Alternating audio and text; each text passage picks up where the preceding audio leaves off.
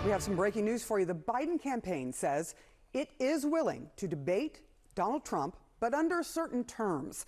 CNN's Arlette Saenz and Jeff Zeleny joining us now. Arlette, what are they saying about this debate that Biden is now saying he'll do? Well, Sarah, there is some major news from the Biden campaign this morning as they are saying that they are willing to debate former President Donald Trump 2 times.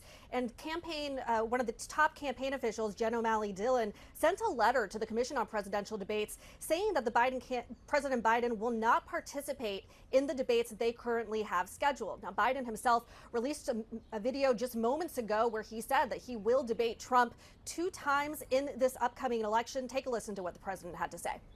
Donald Trump lost 2 debates to me in 2020. And since then, he hadn't shown up for debate. Now he's acting like he wants to debate me again. Well, make my day, pal. I'll even do it twice. So let's pick the dates, Donald. I hear you're free on Wednesdays. Now, the Biden campaign is saying that they want to have debates held earlier in the process. This letter that was sent to the Commission on Presidential Debates from Jen O'Malley Dillon outlines a request for the president and Trump to debate twice in this election cycle, once in June, once a former President Trump's criminal trial up in New York ends, and then another time in early September. One of the items that they are pointing to is the fact that they want to have these debates play out before early voting begins and ends in many of these key battleground states. Now, Biden has been saying that he is willing to debate Trump. Just last week here at the White House, he was asked by a reporter when he would hold that debate, and he said, set it up. In an interview with Howard Stern just last month, he said that he's happy to debate Trump, but really didn't get into the details of exactly when. But we will see what the Trump campaign has to say going forward. Trump himself has also called for earlier debates. The Republican National Committee had previously voted not to participate in CPD debates, but certainly even as the Biden campaign is putting forward some suggestions, this will all have to be agreed to by the Trump campaign as well. But President Biden in this new video this morning making clear that he wants to debate Trump twice, even as the CPD had scheduled 3 debates to occur in the fall. All right, Arlette Saenz, thank you. Jeff Zeleny, I gasped when I saw the attack that Biden just made, saying, I heard you're free on Wednesdays, to former President Donald Trump, who is off of court on Wednesdays. Right. What do you make of this, and what might this mean? Because on the one hand, they're saying, yes, we want to do 2 debates, but we don't want to do what is already potentially in place. Well, Sarah, you picked up on the shade there that President Biden was throwing to his rival, but let's translate that a little bit. What this means is, as Arlette was just explaining, this is very significant. It means that one central question that's been hanging over this rematch, are there going to be debates? And President Biden now firmly saying, yes, he will agree to 2 debates in June and early September. We will see what the Trump campaign says to this, but at every recent Trump rally, there's been an empty podium that says anytime, any place. So Donald Trump is out there saying he will debate. Interesting in this letter, as we were just reading it here from Jen O'Malley Dillon, a top campaign advisor, sort of outlining all of this, also saying one-on-one debates only. So that would exclude, if this comes to pass, that would exclude a debate with Robert F. Kennedy Jr. And of course, that is a central question as well hanging over this campaign. Is this going to be a one-on-one contest, or is this going to be a debate where he is allowed to participate? So all these things, of course, will have to be worked out. But very significant, the timing of this. And one of the reasons for that, really the timing of voting has changed in America. Voters now are going to the polls much earlier, in some respects a month before the traditional election day, if you will. So the earlier schedule that was laid out by the Commission on Presidential Debates, I was just looking it up, the earliest one was supposed to be September 16th, followed by September 25th, with the final debate on October 9th. Now, under this new plan that President Biden's team is proposing, the debates would be over by then, one in June, one in early September. So we will see how the invitations for these debates come forward if the Trump campaign agrees. But those are the significant things: earlier debates and a one-on-one debate. With that shade thrown in, we hear you're free on Wednesdays. Perhaps a bit gratuitous because they said after the trial is over here, but that is certainly the state of things here. The debate over debates is just beginning, but it looks like we likely will have debates in this presidential campaign, Sarah.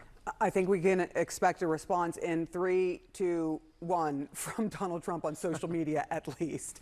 Arlette Saenz and Jeff Zeleny, thank you so much for that new reporting. Again, we're just hearing this breaking news that President Joe Biden says he will debate Donald Trump twice, but he wants it to be one-on-one, and there are some other conditions. John? As soon as June, which is remarkable, and I have to say also, I'm not sure that was shade as much as like a full moment of totality. That was a full-scale blackout from President Biden toward Donald Trump there in that video. What is the state of the race right now? Perhaps what's the background to this challenge from President Biden to Donald Trump? By that, I mean, where do the polls stand right now? With us, CNN senior data reporter Harry Ann. And Harry, look, you've caused a little bit of a stir on social media the last few days merely by reporting what the swing state polling has shown, which is President Biden trailing Donald Trump in the key swing states. How much can things change between now and then? Yeah, a lot. I'm not sure how much can change between now and June, but there's a lot that can change between now and the general election. So I just want to go back through history and note